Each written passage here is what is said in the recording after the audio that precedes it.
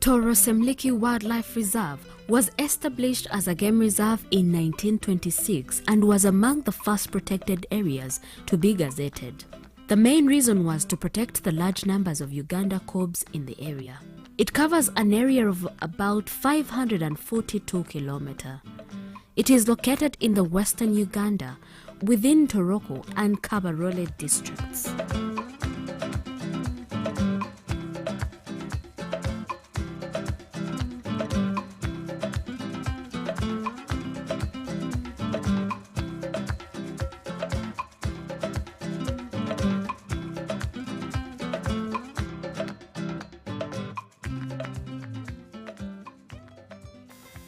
Toro Semliki, at the first time when it was gazetted, this area was being shared by two districts or two tribes.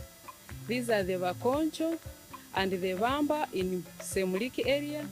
Then we had the Batoro and part of the Bakoncho in the Toro region. So it acquired its name from Toro and Semliki because they were fighting between the land where the park was to be gazetted. And now, to overcome this challenge, as the name of the park came up, then they decided to combine both names, the Semliki and Toro. So that's why they decided to name the area Toro Semliki Wildlife Reserve, so that all the two parties go when they are satisfied.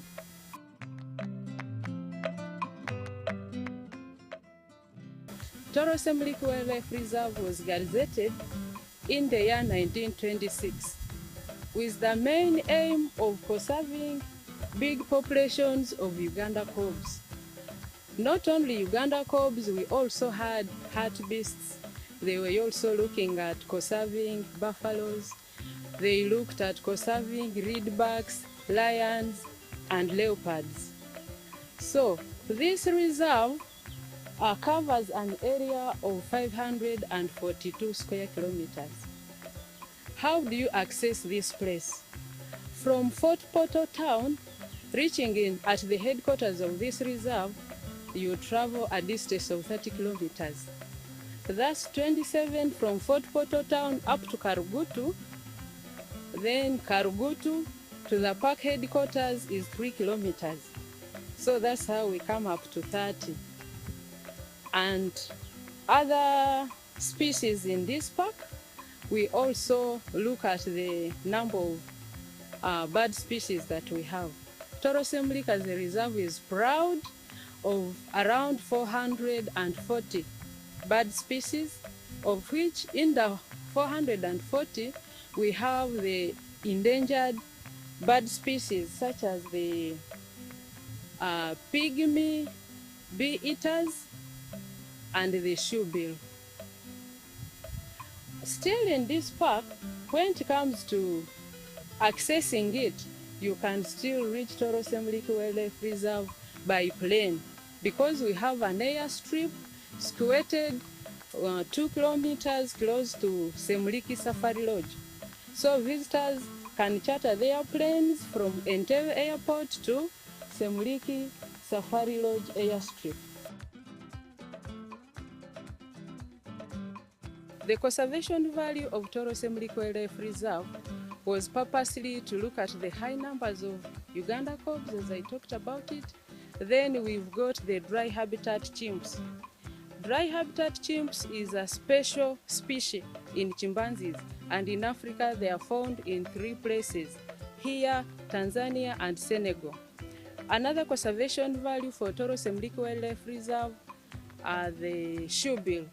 The shoebill, according to BirdLife International, is among the birds that are critically threatened. And why are they threatened? Because their habitat is almost no more. Their habitats have been evaded due to increase in population. As population increases, then this land is used for agriculture, it's used for farming, it's used for grazing. The Toro Semliki Reserve boasts of about 440 bird species, including red-necked falcon, black-billed barbet, and the turkey-like Abyssinian ground hornbill. The shoebill, which is our case study today, is usually sighted in the marshes of Lake Albert. Toro Semliki Wildlife Reserve offers different activities. One of these activities is the boat ride. A boat ride is carried out on Lake Albert, and the main attraction on Lake Albert is the shoebill. A shoebill is classified under the endangered bird species in the world. There are also other species of birds, but the major interest on a boat ride is the shoebill. This shoebill is very interesting if I can tell you facts about it. First of all, how did it acquire its name? It acquired its name just because of the way we look at its beak. Its beak, or what we call a bill, looks like a shoe. The shape of its beak looks like a shoe. So it derived its name from the bill looking like a shoe. Still, this shoebill is related to other birds like the pelicans and the herons. I called it a shoebill stork. It is still related to other storks like the marabou stork and the saddle-billed stork. It is gray in color and it can reach maturity at the age of 3 to 4 years. Its lifespan, according to information we have in books, this bird can still live for 35 years. Then another interesting fact on the shoebill depends on their habitat where they stay. They love to stay in places which are swampy with papyrus vegetation. Why papyrus vegetation? This is because their main food is lungfish. And lungfish, you can only get it in the swampy or marshes of vegetation around lakes. It doesn't stop on lungfish, but it can also occasionally feed on rodents. It can go for frogs. It can still feed on young crocodiles. But now, their habitat has been critically endangered or tampered with. Reason being due to increased population. As the population increases, then their habitats are destroyed, looking at land for agriculture, farming, and at times land for grazing. Their habitat still have been destroyed due to oils that we get from industries. As they spill into these swamps and water bodies, then they affect the fish and their food in those places.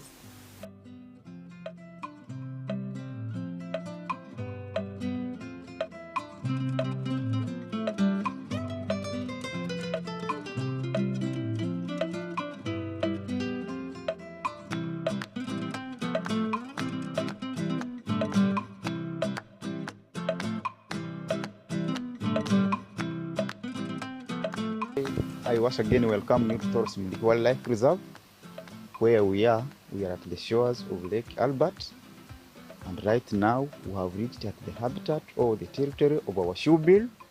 These shoebill birds, they like standing on floating vegetation. So where we are in the right place. This shoebill, they are old. When they are old, they're always big in size. An adult one is always green. Is always gray, then an immature one is always brown in color. When they are in their locomotion, that is movement, they normally fly and sometimes they can walk. So when they are flying, they have a speed of 48 kilometers per hour. But when they are walking, it is 20 to 30 meters per hour. That means the speed limit of walking is very slow than that one of flying. And when they are in flight, they normally fly while watching the prey, that is the food. When they are in their habitat, they normally feed on the lungfish commonly. On occasion, they can also feed on the frogs, the water snakes, and other small animals or insects which can live on water because they like swamp area. These shoebill birds, when it comes to classification, the kingdom is Animalia. Then when it comes to order, it is under pelicans. So these shoebill birds, when they are in their mating season, of course, a male is slightly bigger than a female when it comes to size. Now they weigh from 4 kilograms to 7 kilograms, that is the weight. And a male will strictly mount the female, and in that process, they construct their big nests in the middle of the swamp or alongside the banks of the river or the banks of the lake. And the nest will be constructed from the big sticks and some small sticks in the middle of the swamp. Then they lay some eggs, 1 to 3 eggs, purely white, and the egg must be oval. Incubation period is about 30 days, and after that period, all eggs can hatch to nestlings, but of course the nestling will be hatched when they are purely weak and white in color. And the overall weight range of the nestlings, it will be around 8.8 to 15.4 pounds. That is the weight of the nestling at hatchability period. When it comes to feeding the young ones, they normally feed the young ones with regurgitating food, and the feeding interval is about 1 to 3 times a day or 5 times to 6 times a day. No, this food must be regurgitated by the adult one, and they feed them the young one, and the moment the young one mature to the age of 3 to 4 years, now they will start also activities of adult shoebills.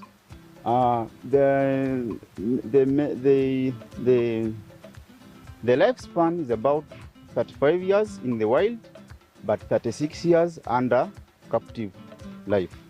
No, captive life is more easier than wild life because of some factors, and factors must be either food or enemies, because they have also predators. So predators of shoebills they are crocodiles and human beings. So when it comes to now the real information about the shoebill, these shoebill birds, as I've told you, that they are ever gray in color, but some locals, these fishermen, they normally have a bad omen on them, think that whenever they are going for their activity, that is fishing activity, and they find them on their way, they believe that shoebill, it will be a curse to them that they will not catch fish. So at the end result, they started killing them or disturbing them from their habitat, and they became vulnerable. Right now, they are vulnerable or endangered. But Uganda Wildlife Authority, what we will do as a team, we normally sensitize these people to be in harmony with these birds, because finally these birds, whenever they are in their habitat, because they normally like the breeding sites of the fish, of course now people are living with them in harmony. They are no longer hunting them, though their number is reducing according to IUCN statistics, because they now in the whole world, they now say it is 33,000, 53,000. That is the population in the whole world. That is their number. But they are normally saying that the number is reducing because of that disturbances. These shoebill birds, where we are, as I've told you, this is their habitat. Of course, they like standing on floating vegetation, and whenever they are in their territory, they normally watch seriously. Either they can be quiet, because for them, they don't want to starve in most cases. As I've told you that they lay from 1 to 3 eggs, and all eggs can hatch to young ones, but it's only one young one which will reach to maturity stage because of competition in food and some predators. Yeah, that's it.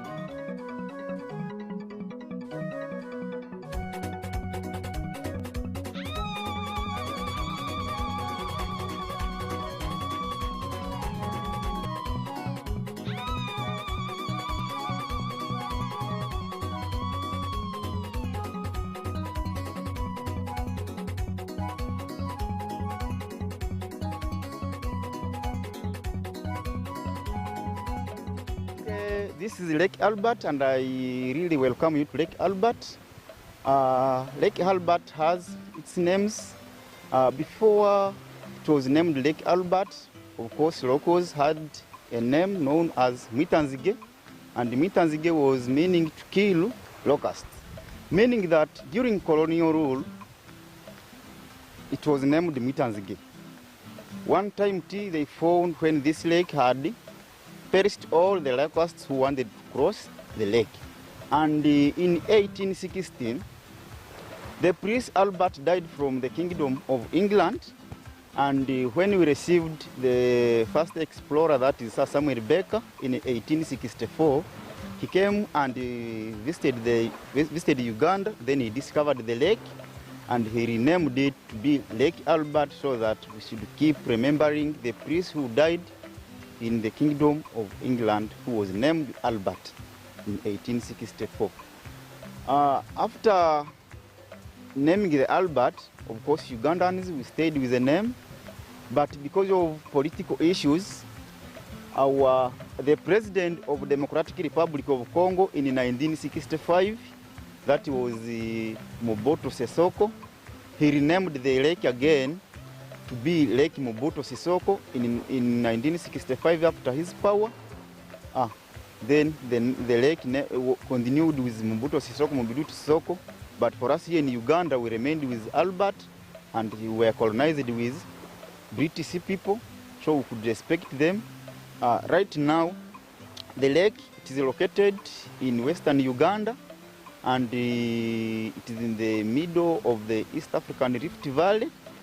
That's why you are seeing some escarpment. The escarpments in the southern part of it, and in the northern part there is a blue mountain in the Democratic Republic of Congo.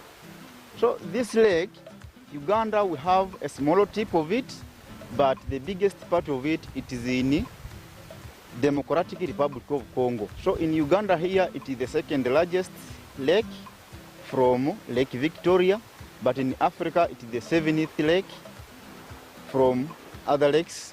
So the size of it, when it comes to length and width, it has a length of 160 kilometers, then a width of 30 kilometers. If you multiply all these, they give you an area of 5,300 kilometers squared. When it comes to surface elevation, it has 619 meters. Then when it comes to depth, it is 51 meters deep.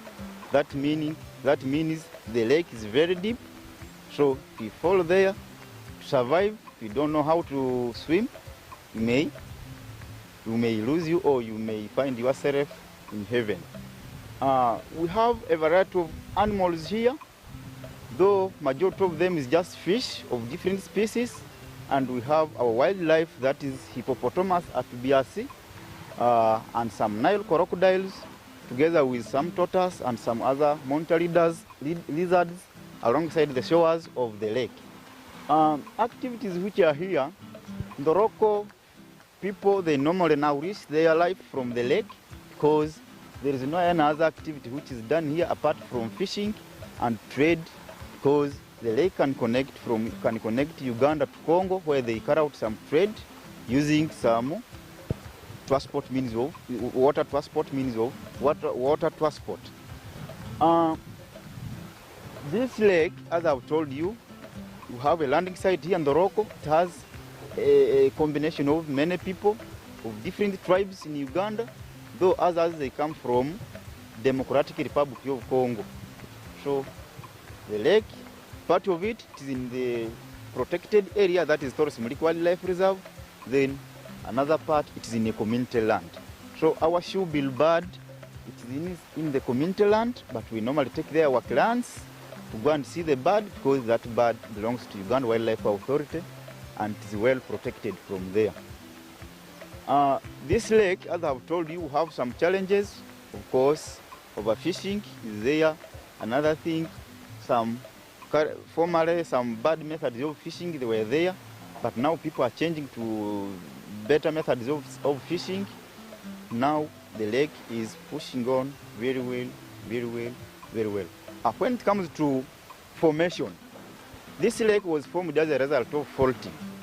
Though we have primary faulting and secondary faulting, but for this case, it is a secondary faulting, whereby at first the earth's surface was relatively flat, and because of compression forces and tension forces, they acted upon the flat surface to form some lines of weakness, and those lines, they separated, then the valley was formed. Then these forces again, they never stopped from there.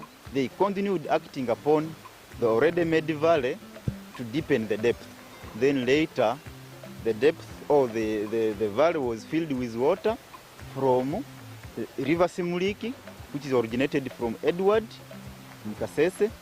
Then another main source of it is the White Nile from River Nile. Though it has some other small streams which also pours here, like River Muzizi and River Wasa from our reserve. So they also pour here. That is the main sources of Lake Albert.